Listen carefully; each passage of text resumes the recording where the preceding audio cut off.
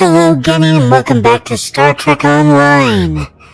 Alright, we are beginning Echoes of Light. As we found out in the last episode, the Lukari have built themselves a new starship, and that is very impressive for a budding warp-capable species. So we are here to see the launch of it. Let us begin. Now, according to the person who told us that the ship is not exactly great. It's a very basic warp-capable ship, but it's still a warp-capable ship. The Ferengi are here. Arrived in the Lukari system to Harmaster. I'm reading their starship in a standard orbit there. I'm picking up some comm traffic. Sounds like Captain Kumarki is in the middle of a discussion with the Ferengi Daimon. Helm, take us to the Lukari ship. My dear friend Kumarka, just think about how much I can help. I try not to think about you at all, Margaret. Yeah. If not me, consider my wealth of useful contacts. For a small Of course. Any friend of yours is someone I'd rather not. Yeah, that's very true. What? You? I thought I'd seen the last of you. That is to say, we meet again. Daimon Madaran. Fortunately for you, our business is with the Lukari today. Oh, come now. I'm sure we can reach an agreement that is to everyone's liking. I'm prepared to offer you an exclusive, once-in-a-lifetime investment opportunity. Jadox out the channel, hail the Lukari. Thank you. That insistent Ferengi has been trying to make new trade deals with us since he first visited our system. Oh, everything he tries to sell is either broken or worthless. No problem. You look well, Captain. Thank you. It's good to see you again, and under much better circumstances. You'll be happy to know that our star remains stable.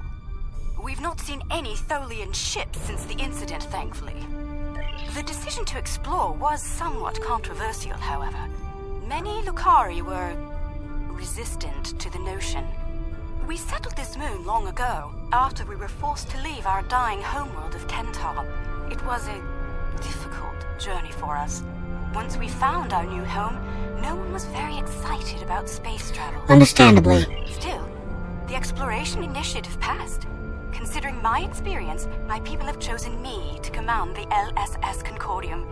It was an honor I proudly accepted. Indeed. Our ship is ready to go, and you are. Tell me a bit about your ship. While we have some catching up to do, we've engaged the best engineering minds of our world to modify this vessel. I'm quite proud. We've done a lot in a very short period of time. We've added some of your defensive technology to this ship, as well as some warp drive upgrades. The Concordium is now capable of sustaining a top speed of just over warp 4. Not bad. Our collaboration with your engineers has been quite inspirational. We've started work on a starship of our own design. One of many to follow the Concordium to the stars. Fantastic. Our ship is ready to go, and you are. Let's proceed to our destination. For our maiden voyage, I've chosen a star that is close enough to be within reach, but still just outside the area of space that you've explored, and obviously one that we haven't visited yet. According to your star charts, it's a yellow-white star called 20 Draconis. Navigation, prepare a course. This isn't over. Believe me, the next deal we make will be on my terms. Of course it will. Warp to 20 Draconis system.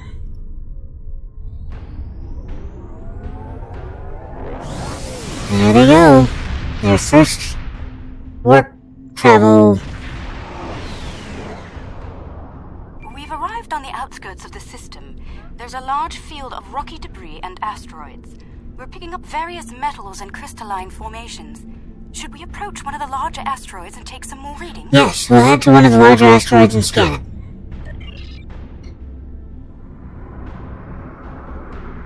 Alright, here we go.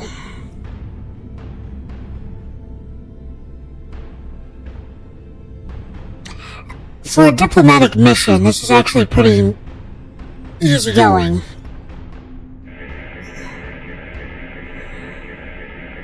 Readings coming in now. Large quantities of silicate, hematite, hafnium, iridium. Crystalline structures appear to be the result of deposits created under a heavy impact. Perhaps this asteroid was part of a larger one that broke up in a collision. Heading deeper into the field may yield more clues. Great, let's head deeper into the asteroid field. Sensors are picking up some movement on the far side of the asteroid. Not simple orbiting debris either. Ah, that's right.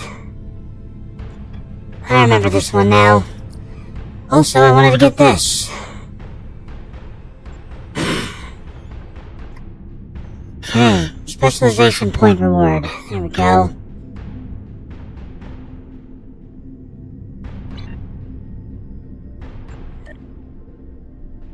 There they are.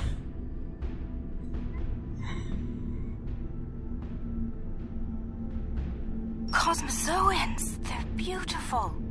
Do you have any information about them? They're called Gekli. We're sending you data files on them now. Intriguing. The Gekli communicate using radio waves and feed on dust particles and energy emissions. And, it seems an adjustment of our EM band is in order. I don't like the idea of the Concordium becoming a Gekli food source. We're adjusting our own EM band down to 0.002 cycles as well. Remodulate power systems. So we don't want them to start feeding on our ships. We've adjusted our power systems. I'd like to gather more data on the Gekli before we move on. Any suggestions? We could tag them with subspace data transmitters.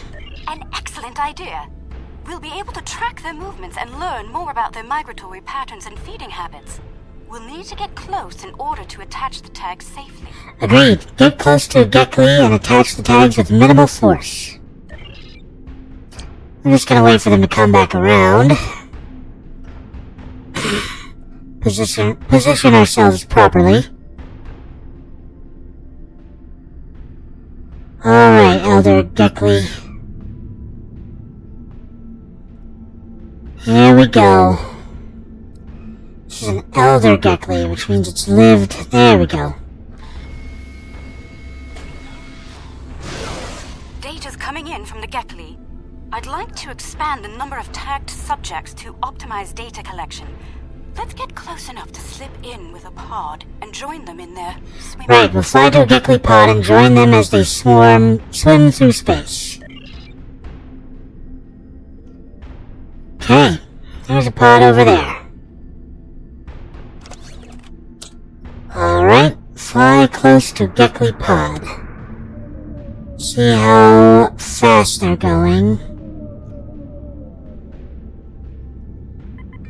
Speed up to catch up, because we're behind. I think they're going just fast enough.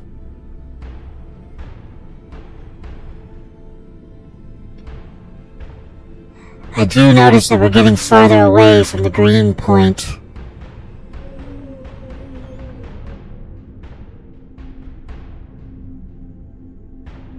We're in position to move with the pod. Whoa, he just sped the heck up. Okay. Stop.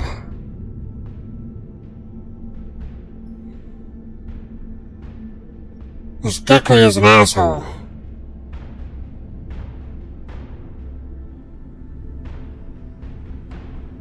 I get close enough and it immediately stops. We're getting close-up readings from all of the creatures.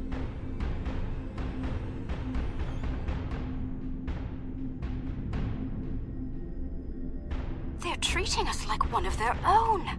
They're trying to talk to us with their radio waves. Fantastic. That was incredible. What a singular experience. We've spotted a larger group of them in an area not too far from here. This looks like a feeding ground for several Gekli pods. Let's go have a look. Very well. Helm, take us to the Gekli feeding grounds.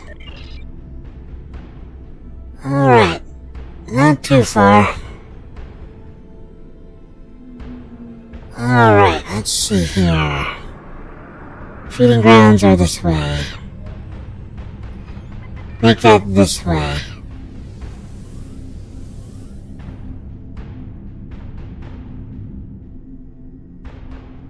Alright, let's see what the next pod is doing.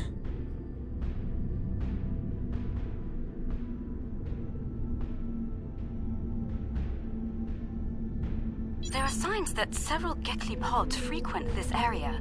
There's a lot of dust and particulate matter, but we can't see how the asteroids are getting broken down. I think there's something we're not seeing on the visible spectrum. Your ship has a stronger deflector than ours. Can you emit a particle wave? We could use that to illuminate things that might be happening in different spectra. We can emit a multi-spectrum particle wave. Okay, let's stop moving. Activate deflector pulse.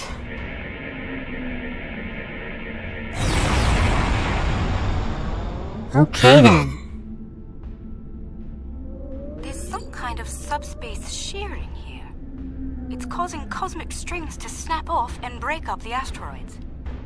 That must be why the Gekli feed here. There's plenty of particulate matter for them to consume in the debris fields.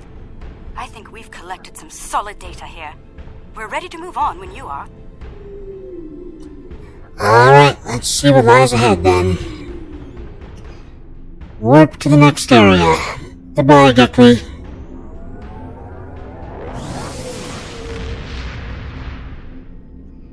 Space whales. Sensors are reading a swarm of comets passing by this stellar body. They look to have an orbital period of about 173 of your standard years. I'd like to know if they came from outside of the system and were caught in its gravity, or if they originated here. Shall we take some... That's a good way to begin. Oh, no need to move. Scan comet. This comet is mostly ice and dust. There are indications that the cometary matter formed around a magnetic core. The other comets may be more interesting. Let's move to the other comets and study them closer. Agreed. Let's check out the remaining comets. Okay, there's the first one. Second one way over here.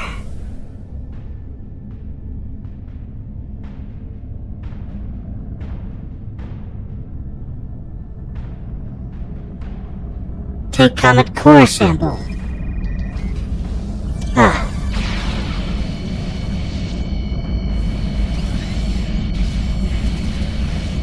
This minigame is both really fun and really annoying.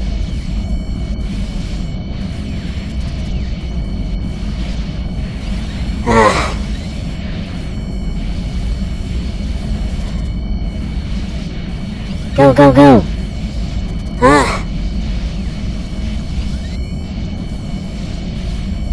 There. The core sample shows signs of magnetic radioactive matter. This comet may have seen some interesting particle fields in its wandering. The magnetic core must help draw in material that forms the corona. Oh, take comet core sample. Wait, again? I don't want to take it again. Leave me alone. Survey middle orbit ring.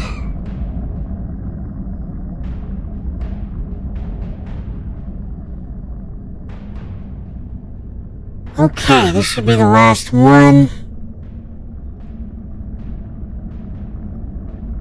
Tractor comet.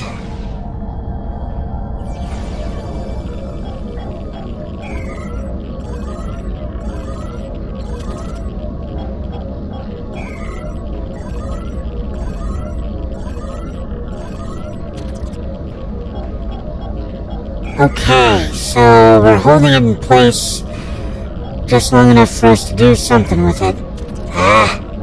That's the problem when you stop focusing on the game in hand. There we go. Data gathering complete. On the comet, let us get some detailed readings about its emissions. Based on the structure of its silicate crystals, it's been in a pattern. It picks up energy from its trip near the star, then loses that energy as it loops past the planets. It's like ice melting and refreezing, but it seems to lose a large quantity of energy all at once near here. I'm not sure why. The radioactivity should be steady. Perhaps something is draining the energy. Let's keep looking. These comets seem to have a long orbit that coincides with the orbit of a Class A planet nearby. I'd like to launch a probe and see if the cometary movements have had any impact on the planet. Agreed. Let's launch a probe and collect some more detailed readings. It says... Oh, launch probe. Waiting for probe data.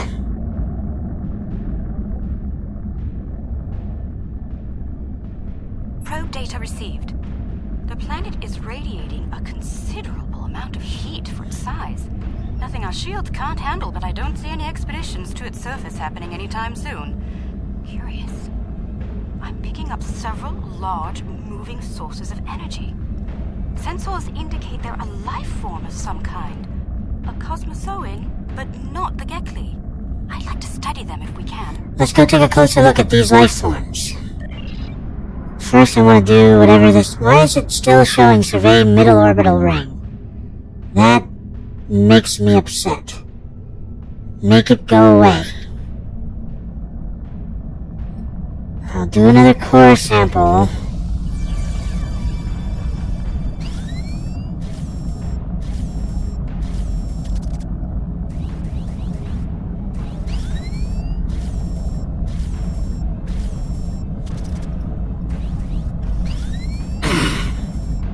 Really? Come on. Okay. Okay, apparently I can just take the core sample. Middle orbital ring. Okay. Alright, so that's just what we gotta do. Is wonders more incredible. Let's just head toward the planet.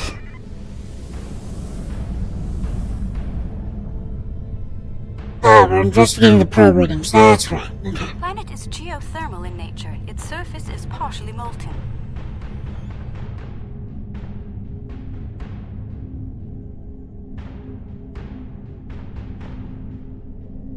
No life forms detected planetside. Then again, it is rather warm down there. Yeah, good point. Not gonna get a thermal reading if it's too hot.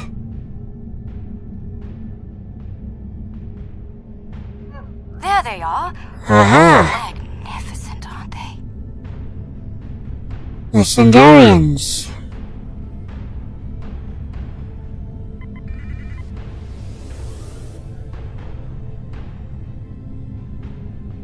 The creatures are luminescent ovoids? Not sure how to describe them. They remind me of an aquatic life form native to Lukari Prime. There are little ones huddling close to the planet's atmosphere. They must use the heat and the planet's electrical discharges to survive. They're a type of Sindarian. We're sending you the files now. Interesting. These life forms were encountered by the USS Enterprise D on Deneb 4, someplace called Farpoint Station. They haven't been seen anywhere else since. We shouldn't harm them while they're young. Let's transmit a greeting, then be on our way. Right, we'll move close and transmit a greeting to the Cosmozoans.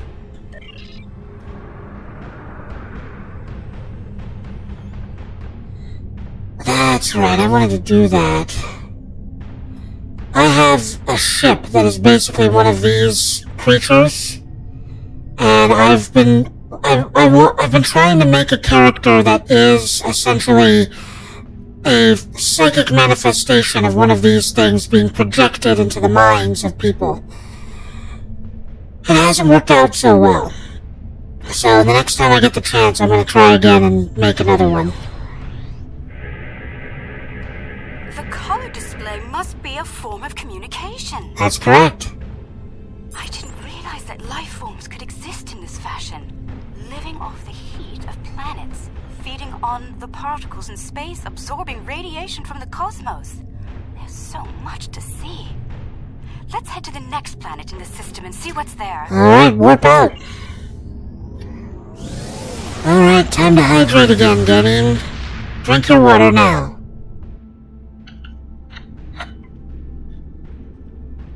Are you seeing this? My sensors indicate this planet is completely devoid of any organic material. And yet, it has a breathable atmosphere and lies well within the system's habitable zone. Most curious. Agreed. I think a closer look is in order, Captain. I'm picking up residual levels of radiation. Oh my. I believe I know what happened to this world. Some kind of proto-matter wave happened here. Proto-matter? That's dangerously unstable. Not if you know how to resolve the chaotic turbulence with a tarfine reduction. This was a recent event. Some kind of proto-matter incident happened, and it wiped out all life on the planet. I think we should send an away team down to learn more. Agreed. We'll beam down and see what's happening.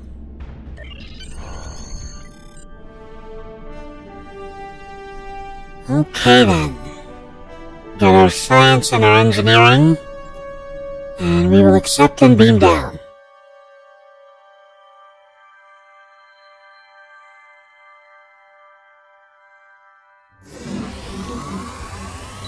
Not sure I'll ever get used to transporters. Let's see. Initial scans suggest this area used to be inhabited, but I can't find a single trace of organic matter. None. I see some carvings on those canyon walls. Let's take a look. That pillar near the canyon wall looks interesting as well. Yeah. First things first, let's grab some gas.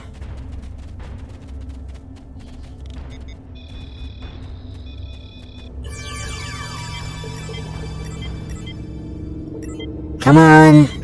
Oh. Apparently I'm getting worse at these minigames. Alright, there's no reason to go back there. There's a reason to go back here. Let's try this again, shall we?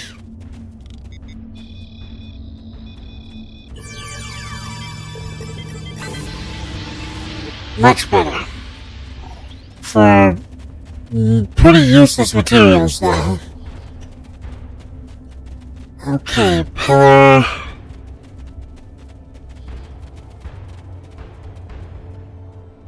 The walls of this canyon were worked by tools. I'm sure of it. Sentient life forms lived here. Until the proto-matter detonation. This pillar here. It seems to be a sign pointing to that canyon. Perhaps a pathway there leads to a settlement of some kind. I'm reading metallic objects there as well. Shall we take a look? Yes, let's follow the path through the canyon. Alright. Look, there's some kind of large structure further down the canyon. Indeed there is.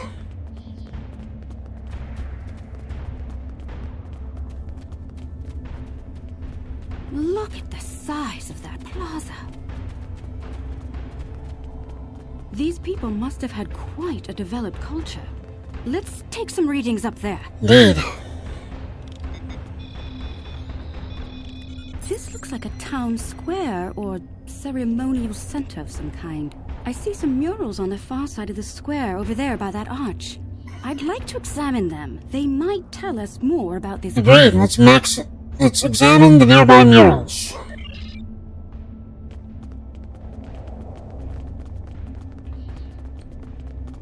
Okay.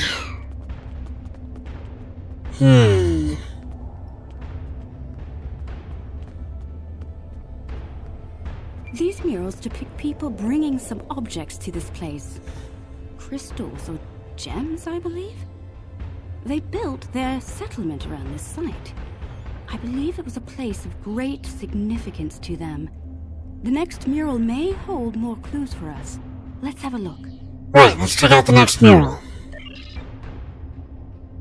Alright.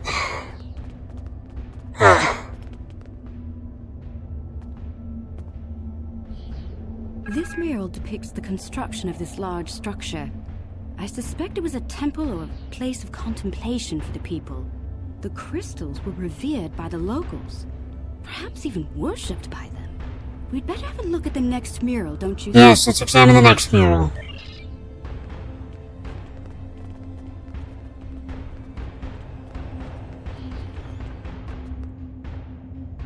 The crystals depicted in this mural appear to be growing for some reason.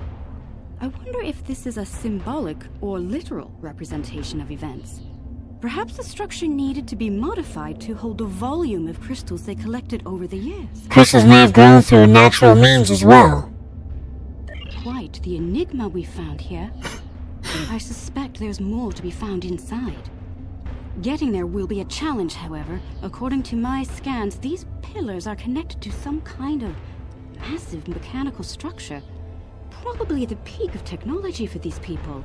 I believe it's some kind of opening mechanism for the structure's door. Can we open it by developing some kind of device? By deploying some kind of device? Or using our tricorders?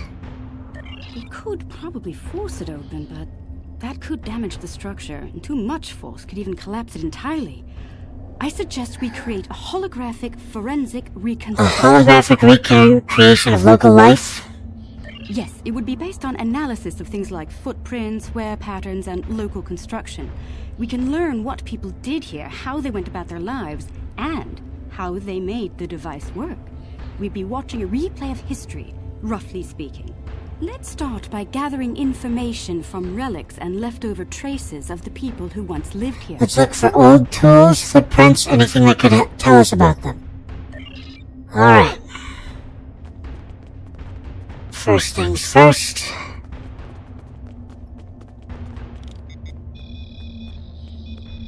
These artifacts were used with opposable thumbs and indicate a likely handspan of 22 centimeters. Okie dokie then.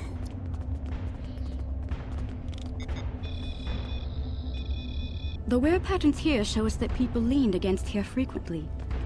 This was a meeting and gathering area.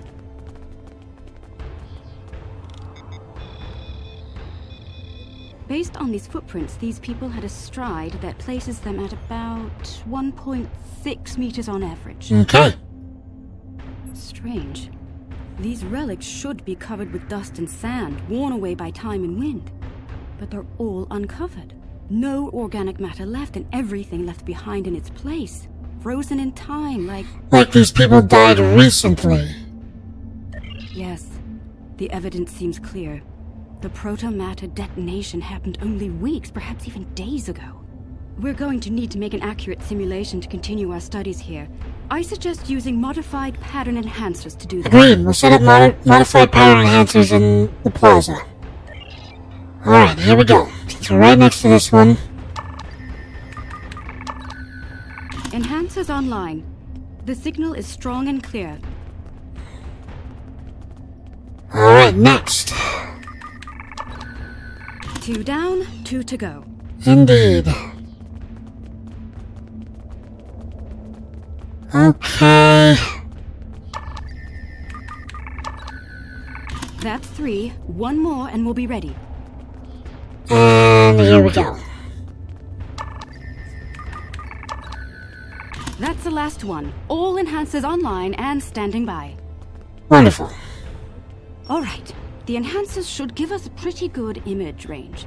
Your tricorder can then act as the center of the network control for the enhancers.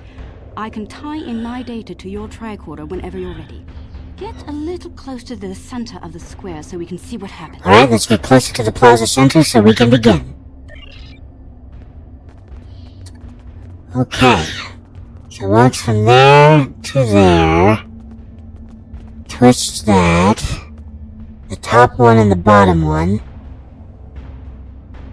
Note that the alien is using the pillars in a specific Yep, order. and this one here. Looks like the top. And the bottom again.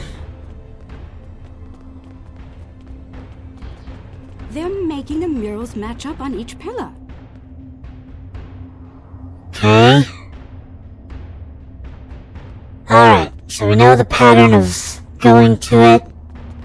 And we know the pattern of... I think we know the pattern on the pillar. And then he goes to the door. Oh! The depiction of the construction is up here, it's not on the door. Looks like some kind of functionary, priest or bureaucrat, I think. would unlock the door by turning the murals on the pillars. The top mural on each pillar seems to be locked in place for reference. We should follow the order they used on the pillar murals. If we can turn them correctly, I believe we'll unlock the door. Okay, so the top mural on each pillar is locked in place for reference. Okay. Turn murals on the pillars in the proper order to unlock the door. Got it. So that's the depiction that I wasn't seeing because I was just looking at the door. The depiction of them building this place. Alright, let's turn this. Let's see, middle. Keep going.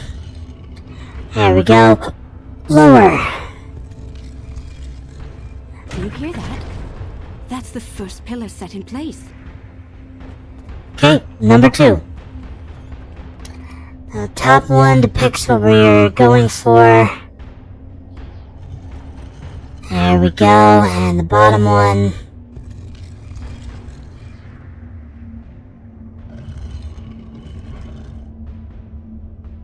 Three times, okay. That's 2 pillars set into place. And it should be this one next. So the top one is the guy, so we gotta finish the guy. Oh, that was easy.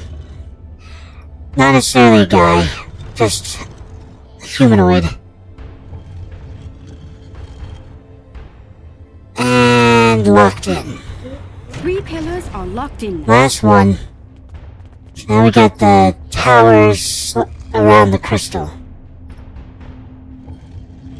Huh. That was easy. And the door is open. That seems bad. That's it! It's working! Well done! Shall we see what secrets this building holds? I think I see another mural inside the doorway. We should take a look. Yes, let's go inside and check out the next mural. Summon friend. Good G. Oh, that's a symbol we all recognize. Which means the Prime Directive has been mangled. Wait. That icon. That's the symbol of Starfleet. How could it be here, in a Bronze Age temple far from the Federation? This is getting stranger by the minute. We should search the temple for more murals. Indeed, let's look for some more murals in here. Next. How about this one? Those look like Starfleet officers to me. Those people in the picture, they don't look like the others. They're from Starfleet, the Starfleet of the 23rd century. Is it possible that Starfleet contacted these people in the 23rd century? If so, why would they keep such a thing a secret? We should head deeper into the temple and continue our search. Affirmative. Time to search for answers deeper in the temple. Okay. I think the panel on the wall here can be pushed to open something. Alright. I'll do it, I guess. Those inner doors across from the panel are opening. God, I love the Lukari outfit. The whole little glowy thing in the middle like that. So cool.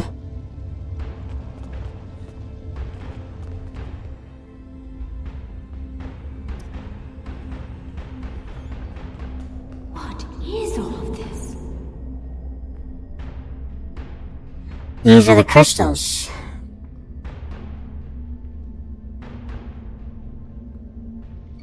Scan for clues. According to my tricorder, we've reached ground zero. This is where someone detonated the protomatter bomb. From here, a self-propagating cascade of proto-energy radiated outward in all directions, washing over the entire planet. Could this have been a failed terraforming project? Doubtful. I believe what did this was built specifically as a weapon. There's no new ecosystem. All life was eliminated. I'm picking up a residual energy signature here. Take a look. 16 centimeter wavelength with a slight kaon leak. I've seen this before. It's a byproduct of Zenkethi technology. Zenkethi? Here? Sir, we found a derelict space station in orbit around this planet. It's unpowered and covered in decades of dust, which made it hard to pinpoint in the asteroid ring. Unfortunately, we aren't the only ones to find it. Several starships have arrived in the system and they're laying claim to the station. What should we do? Let's see. Give me a site-to-site transport directly to the station. Keep the Lukari ship protected. Alright. Alright, now comes the second half of this entire endeavor.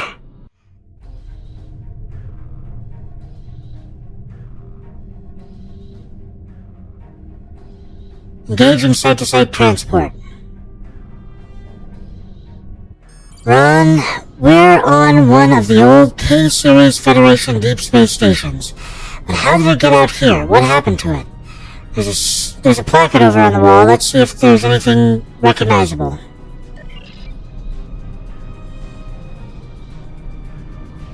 It says Deep Space K-13. Our master, that station was lost in time over 100 years ago. Lost in time and space. K-13 was in the beta quadrant before. You're trespassing. I'm claiming this station as salvage, along with everything in it. A little piece of history like this will be quite the vacation site. Experience life on the final frontier at Modron's K-13. But I digress. Unless you're here to discuss leasing opportunities, I suggest you beam off my station. It's not your station yet. I think I'll take a look around. Careful. This old beauty needs some serious repairs. It'd be a shame if something happened to you, or the active stasis pod might melt out. Of course. Then I'd see to it nothing like that happens, Daimon. Amora out. Fair warning. My Nausicaan guards aren't very fond of it. Nausicaans, huh? Alright, here we go. Time to give a Daimon a kick in the pants.